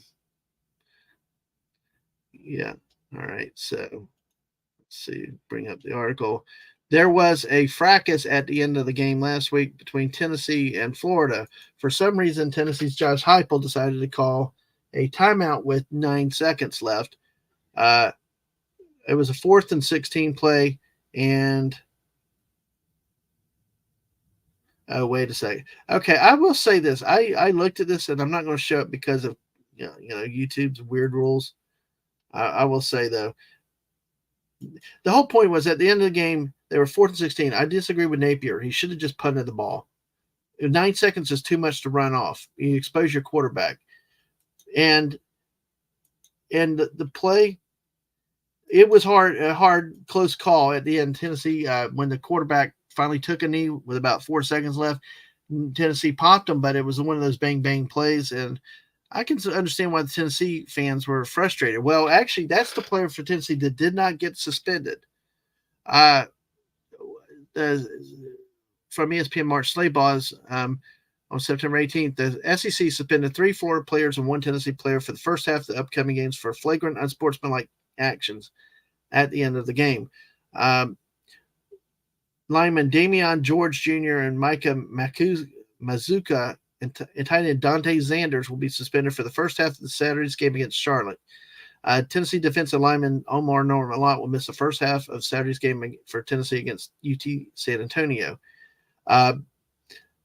Folks, it was like funny watching somebody. One of the Gators was going all full out professional boxing, squaring up, and it was kind of funny to watch. And of course, the weak attempt that he had nothing but air was kind of sad. But the conference said in a statement, the suspensions were determined after video review and consultation between the SEC office, the University of Florida, and University of Tennessee. The scuffle broke out after Josh Heupel called a timeout. Again, why? You're down 2 scores. Why even bother at that point? So that's why, like, for the Gators, I say just kick the ball. Why not kick it? Why do you expose your coach? And those are coaching. Those are the questions I still have about Billy Napier and his ability to coach an SEC. Why would you expose your quarterback to a meaningless play like that? You got 9 seconds. You can't just run it off with a normal knee. If you don't want the other team to score, then you've got either do the old days. Snap the ball to the punter, have the punter run around the end zone until the clock runs out and takes the safety. It's about protecting your players. And that's really where I still have questions with this Florida coaching staff. Then if that didn't stop, on the next play, they actually ran a play with Trevor Etienne, who had run for 172 yards, again exposing a key player to a potential injury right there. So anyway, it's and I don't blame Heupel for defending his player on that one. But I knew it was going to be flagged. They do it as a lot of times. And I think this is an issue for debate that we could have. Is it, or some of the penalties they called, like in a case like that, if you saw the game live, is that the case where a penalty was called out of emotion or reaction, or because of crowd pressure, or because of really truly safety protecting the quarterback, or is it really a penalty? Because if you look at it, the quarterback took a knee at the very last second, and what are you supposed to do as a player? You're supposed to tackle him. Oh my gosh. But he says, as a homer, San Jose State are pretty rough, to be honest. Yeah, they're struggling again this year. It's amazing they honored Dick Van Mill recently with, and it's amazing he came from that program. With 11 of y'all watching us, let's see when we finish these other gates. We still got 8 votes, man. Come on, folks, vote. we still got Ohio State at 50%. So it's a good barometer. I'm not disagreeing with y'all's decision there. I think that's probably the game of interest. Mine personally is the SEC game, but we shall see. We are nearing 11:30, so we got a little bit more to go. We'll get through this. Thank y'all for joining me for almost 2 hours today. Hopefully you've enjoyed it. Hopefully you hit that like button. Sub if you haven't subbed to the channel already. And I'm going to try to pick a couple of these games that we've got coming up here. Texas, number 3, is on the road at Baylor. Let's see. I'm trying to find a game. Cincinnati. Let's see. Let me go back in the chat real quick. Oklahoma, Cincinnati. So that's trying to see when that game is. We will go Oklahoma, Cincinnati. Yep, it's a noon kickoff on Fox. Yeah, that'll come out. Oklahoma goes on the road to play at Cincinnati. What would we see with this game? Sorry, I missed that the first time through.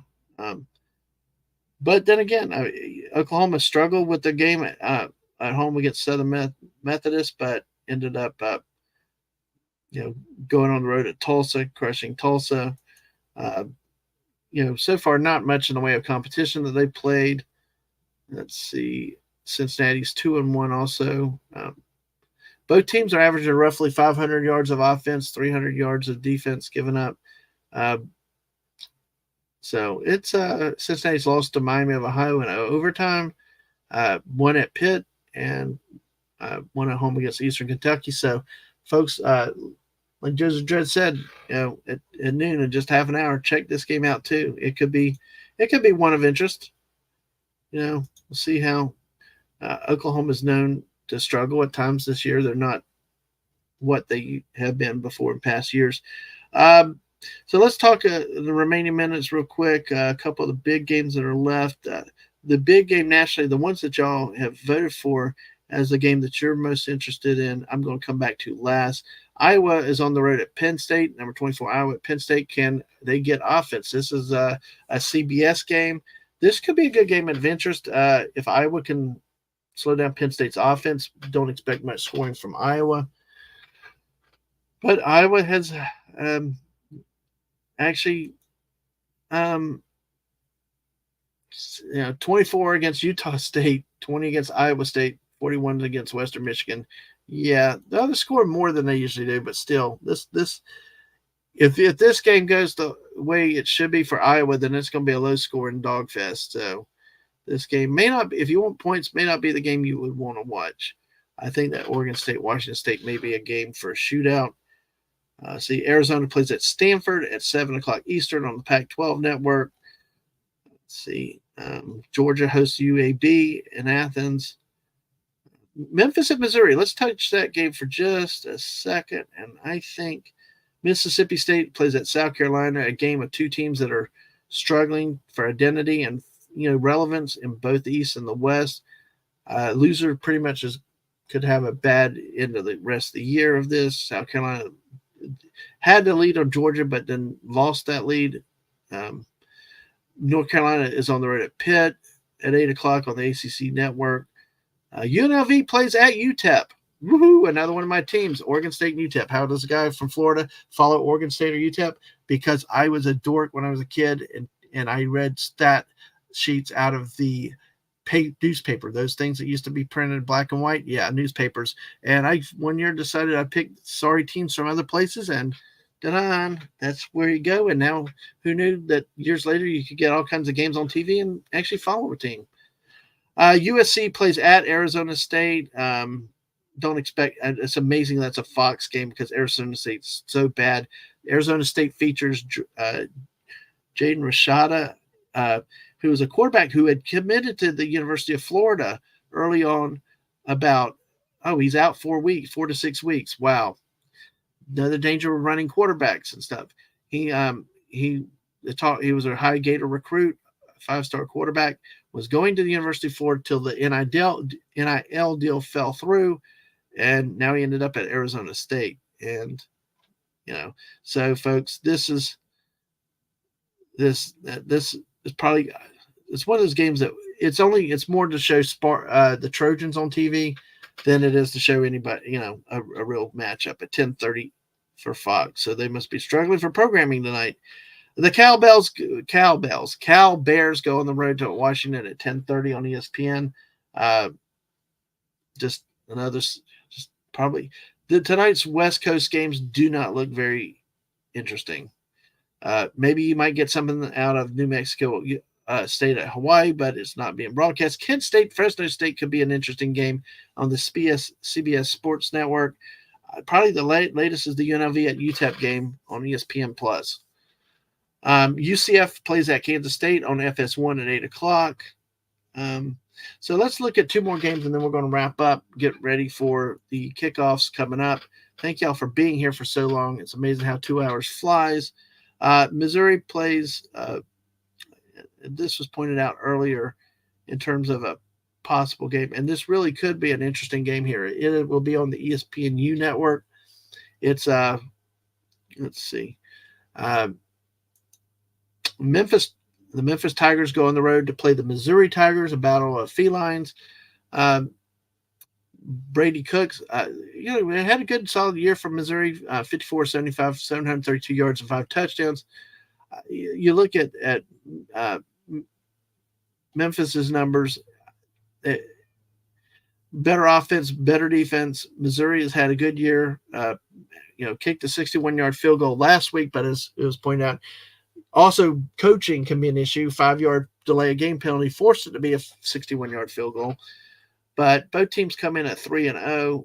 Memphis beating Navy, Arkansas State, and Bethune-Cookman. Not really any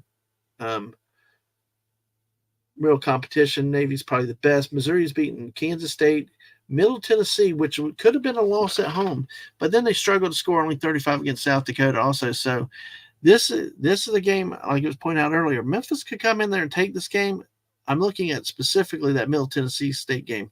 That was a game that Missouri could have lost very easily, but they did manage to hold on to win that game. So, if you want a good, close, competitive game, that is hey, Joseph Dredd, you have a nice day. Good to see you too. Good to see you too. Thanks for coming in for so long. And yeah, Fresno State has a solid team. They do. So, folks, there's a lot of great college football to be had in some of the smaller division schools. You just get them in the right matchups. There's some talented players. There's some talented teams. Give it a try when you're, just watching. So this is a game, look for this is a game to watch on the ESPNU network. Both teams look like they're fairly even balanced. As long as it's not a battle of turnovers where both teams are just out slopping each other, this could be a good game to watch. 7:30 tonight on ESPNU. All right, we bring us to one last game that we want to look at too, and because I will go ahead and close the poll now, we will close the poll, and you guys have spoken because this is the matchup that most of you here really would have the most interest in. So let's see. Well, 7:30. What a weird time, but yeah, it's on NBC, folks. So we were closed with 8 votes. We closed the poll with 8 votes, and we have got the same results as what I had mentioned before. You've got, let's see, come on, show the results, poll.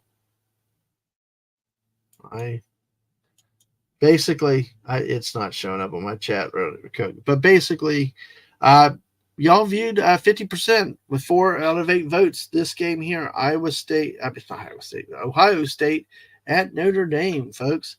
This is a very early season matchup. Very, very interesting to see a matchup. This is what college football used to be about, having these kind of games in early in the season and out of conference. Give Ohio State credit for scheduling Notre Dame. There's always talk about SEC teams with their weak non-conference schedules, but hey, Notre Dame is on a roll, is solidified at quarterback position because of the name Sam Hartman. You may remember from Wake Forest for the last few years, transfers into South Bend, is now the starting quarterback. He's thrown for over 1,000 yards on the season and 13 touchdowns. Kyle McCord 56 of 76 for the year, 815 yards, had 6 touchdowns and a pick. This is going to be a cool battle to watch. It's Battle of Giants traditions here, and Ohio State. We look at them comparatively offensively, both with strong offenses, both with strong defenses. Ohio State giving up under 100 yards a game on the ground, only 140 through the air. Notre Dame's a little less stingy, 126 through the air, 107 on the ground. But look at the offenses. Notre Dame's throwing for over 300, running for over 200, while Ohio State's averaging over 300 yards a game. Again, both teams really are not tested per se in terms of talented opponents. Ohio State beating Western Kentucky, Youngstown, and Indiana, which was kind of a slugfest. That was a close game for quite a while. But Indiana had no offense to make it a game. Notre Dame only challenge was on the road at NC State, which was close for a little bit. Also had a rain delay, and Tennessee State, Central Michigan are other wins. So it's really hard to tell much about what this game based on the past performance, because really neither one have been really that tested. Of the two, they're probably equally tested, because that Iowa game, the Indiana game for Ohio State was a very big struggle into the second half. And even then still was late into the game. It was close.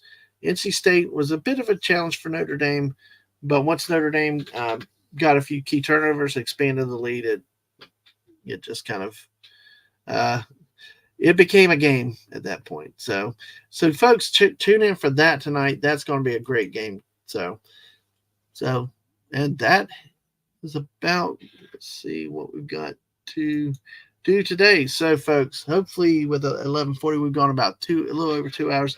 If you got any last second comments, thoughts, games that you want to see, feel free to type in the chat. Thanks for coming in, spending the morning with me, and we're just kind of getting to talk about it. Hopefully, you got some things, you learned some things. We talk bands, it's just have some fun with football. It's always nice to talk to people and see where you're going, see what kind of games or things of interest to you. It was nice talking about bands even, which is really, really cool when we can do stuff and just ad lib and, just go off and do some different things. We hit some of the news stories in the sports, in the football world. Again, I hope down the road that we will have working on some stuff in the deeper college football issues like the NIL deals and more on the expansion stuff at some point down the road. But we'll see where things go, where it happens to be. And, feel free if you have ideas, let me know. And just, like I said, I can't thank you enough for being here. And like Soros Booper says, take care of a human. Watch out for those beavers. Yes, sir. Definitely keep your eye on the beaver. And with that, friends, go Gators, go Beavers, and y'all enjoy your wonderful football day. In about 15 minutes, the games get started. Bye, y'all.